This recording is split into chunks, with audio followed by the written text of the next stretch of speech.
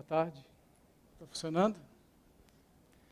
Bom, a destruição criadora, tema que norteia essa edição do TEDx, pode ser considerada, de acordo com Schumpeter, o fato essencial do capitalismo, tendo como protagonista central o empresário inovador. O processo de inovação é a força motriz do crescimento econômico, em longo prazo, com todas as vantagens e desvantagens que isso implica. Certo que o tema seria abordado pelos colegas de maneira competente, como vocês já assistiram e já puderam comprovar, eu resolvi discutir o tema do ponto de vista do indivíduo. Se o indivíduo não é capaz de passar por processos de mudanças contínuos, as mesmas, obviamente, não ocorrerão na sociedade. E desde pequeno nós ouvimos aquela história da Dona Pata, que estava chocando os seus ovos, ansiosa pelo nascimento dos seus patinhos. No grande dia, a família observou que um dos ovos, que sempre fora um pouco diferente dos demais, demorou um pouco mais para ser quebrado. E dele saiu um patinho diferente, que não parecia nada com seus irmãos. A Dona Pata achou aquilo um pouco estranho, mas seguindo o instinto maternal, resolveu cuidar desse diferente da maneira mais igual possível. Embora todos os outros continuassem achando aquele bichinho muito estranho e feio. E assim, o filhote se sentiu rejeitado. E mesmo mergulhado no seu abandono e tristeza, o estranho e feio de vez em quando olhava para o alto e via passar um bando de aves brancas, de pescoços longos e compridos, e pensava: eu queria ser bonito assim. Como explica a psicanalista Olímpia Costa Couto, é um paradoxo da condição humana depender do outro no início da vida para se constituir como sujeito. Ao mesmo tempo, só é possível tornar-se sujeito da própria vida a partir da diferenciação e da independência psíquica em relação ao outro. Pode ser também que o estabelecido por nós, em relação a nós e aos outros, nos leve a hesitar sempre diante do novo.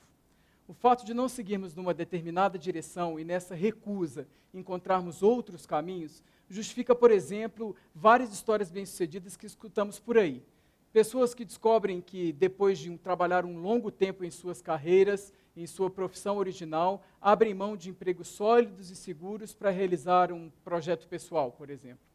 Para aqueles que, em vez de hesitar, resolvem encarar o desafio, existe sempre a dificuldade de dar o primeiro passo. Esse novo caminho, ainda desconhecido, ele pode assustar, ameaçar, mas vai se tornando mais seguro e passível de ser controlado à medida que nos conhecemos mais a nós mesmos. Isso exige determinação, foco, enfrentamento e, na maioria das vezes, uma boa dose de sacrifício. Chega então o momento em que somos colocados à prova. É um momento de confronto direto com o nosso maior medo. E que medo é esse? O medo da morte. Uma morte física, uma morte psíquica, uma morte de relações pré-estabelecidas?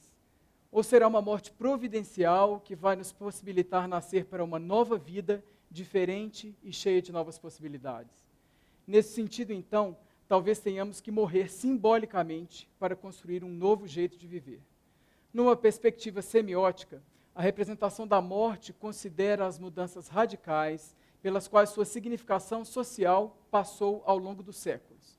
A morte já foi um evento público e tornou-se um tipo de experiência privada e antissocial, e hoje volta a figurar como evento público na explicitação de sua presença cotidiana pela mídia.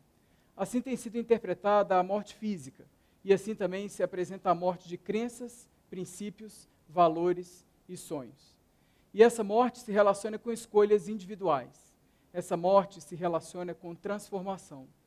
O filósofo Charles Sanders Peirce, ao afirmar que o universo estava em expansão, perguntava: onde mais poderia ele crescer, senão na cabeça dos homens?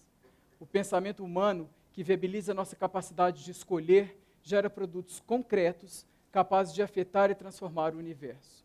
Recorrendo a Freud, para refletir sobre essa morte como possibilidade de transformação, podemos pensar em pulsão de vida e pulsão de morte. Pulsão é um conceito utilizado por Freud para falar de uma força que se situa entre o somático, o nosso corpo, e o psíquico. Diferentemente dos outros animais, o homem pode ser atravessado pela linguagem.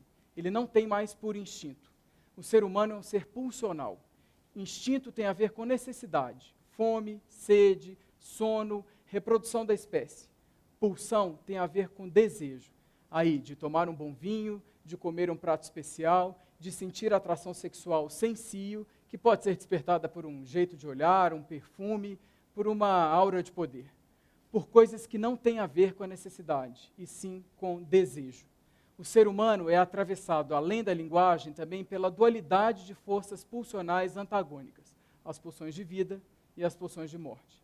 As pulsões de morte se relacionam com a tendência que toda matéria viva tem de voltar ao estágio inorgânico, enquanto as pulsões de vida buscam a continuidade da vida. É nesse movimento entre pulsão de vida e pulsão de morte, nessa tensão entre ambas, que a vida vai se equilibrando. Tomando emprestados esses conceitos psicanalíticos para tentar relacionar com o nosso trabalho, nos permitimos pensar mais ou menos assim.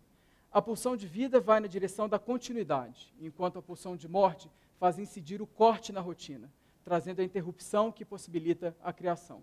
Enquanto eu falo aqui para vocês, aquele patinho feio e estranho que citei no começo da minha fala, talvez continue sem entender o porquê de ter nascido diferente. E ainda em busca da aprovação do outro, sonha em fazer parte daquela revoada de aves brancas e elegantes, com seus pescoços compridos e livres para voar.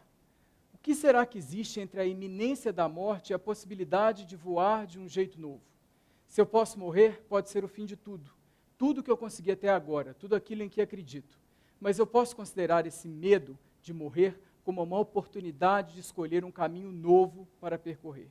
Impreterivelmente, a decisão pelo enfrentamento daquilo que nos ameaça implica sacrifício. Se decidirmos nos sacrificar, temos que ter coragem. E o tempo continua passando, enquanto o patinho feio toma coragem para encarar a própria imagem refletida nas águas do rio e entender que suas limitações, na verdade, são limitações impostas pelo outro. Ao longo da história da humanidade, rituais de iniciação e ritos de passagem assinalam transições importantes no indivíduo em desenvolvimento e resultam em mudança de estatuto social. Existem ritos ligados ao nascimento, à puberdade, ao casamento, à integração a grupos específicos e até à própria morte. No caso dos ritos relacionados à puberdade, por exemplo, em algumas culturas e organizações, existe uma forte dramatização da condição de adulto como uma grande mudança. É como se a criança morresse e o adulto fosse outra pessoa que nasce, chegando às vezes até receber um novo nome. É a transformação sendo significativamente evidenciada. Nesses ritos, há sempre uma quebra, anunciando um momento de transformação precedido por uma mistura de sentimentos tais como negação, receio, desejo, coragem e entrega. São conhecidos por nós casos de pessoas que conscientemente, como um projeto de vida, ou como decorrência de uma ação, ou até mesmo por acaso, passaram por transformações radicais em suas vidas. É o caso do cartunista que se questiona sobre a questão do gênero e muda tudo, o camelô que se transforma em um dos símbolos da TV brasileira, o carpinteiro que se torna ator e produtor de cinema em Hollywood, a dona de casa que vira escritora de best-sellers e o gari que, com samba no pé, varre a Sapucaí e ganha fama no país e fora dele. E, novamente, estamos falando de escolhas. Se essas pessoas ficassem restritas a uma imagem pré-estabelecida, ou se impusessem limites a si mesmas de que, uma vez aquilo para sempre, o final dessas histórias seriam diferentes, talvez menos felizes, ou não. E não precisamos nos ater a casos de pessoas célebres. Se eu pensar em quando era um estudante de Direito e no que sou hoje, em uma área profissional completamente diferente, posso me incluir nessa lista.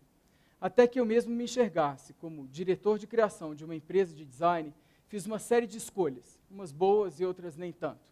Deixei muita coisa para trás, deixei muita coisa morrer dentro de mim, para encontrar um outro caminho.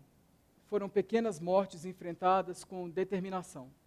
E ainda me mantenho na contramão da diáspora mineira, na qual, desde o fim do ciclo do ouro, profissionais mineiros de todas as áreas têm deixado o nosso estado para tentar a sorte em outros lugares, no Brasil ou até mesmo fora dele.